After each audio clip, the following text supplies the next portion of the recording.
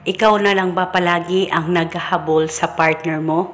Yung sobrang mababaliw ka sa kakahabol sa kanya dahil sa mahal na mahal mo siya pero ikaw ay baliwala na niya. Gusto mo ba na mabaliktad yung sitwasyon? Siya na naman ang mababaliw sa kakahabol sa iyo pagkatapos mong gawin ang ritual na ito? Pwes gawin ito ngayon mismo na buo ang loob at tiwala mo. Ang gagawin mo lamang, kumuha ka ng buti, plastic o babasagin na buti ay pwedeng gamitin, dapat may takip po ito. At lagyan ito ng kalahating suka, kahit na anong suka na meron ka ay pwedeng gamitin. At kumuha ka rin ng papel at panulat, isulat ito sa papel. Pangalan at apelido, ikaw ay mababaliw sa kakahabol sa akin.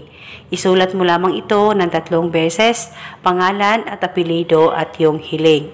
At pagkatapos mo na itong masulat, tupiin ang papel o irol at saka isilid ito sa bote na inihanda mo na may kalahating suka. At pagkatapos maglagay ka ng kaunting asin. At bago mo takpan ang bote, hawakan mo ito saglit, ilapit sa baba mo at banggitin mo lamang ang nakasulat sa papel ng 3 beses. At pagkatapos ay takpan mo na itong bote at alugin ng 3 alog. Huwag po kayong mag-alala, kung mapupunit po yung papel sa loob ng bote ay wala pong problema. At kinabukasan, alugin ito sa kahit na anong oras na gusto mo. At pwede mo ring banggitin ang nakasulat sa papel ng 3 beses.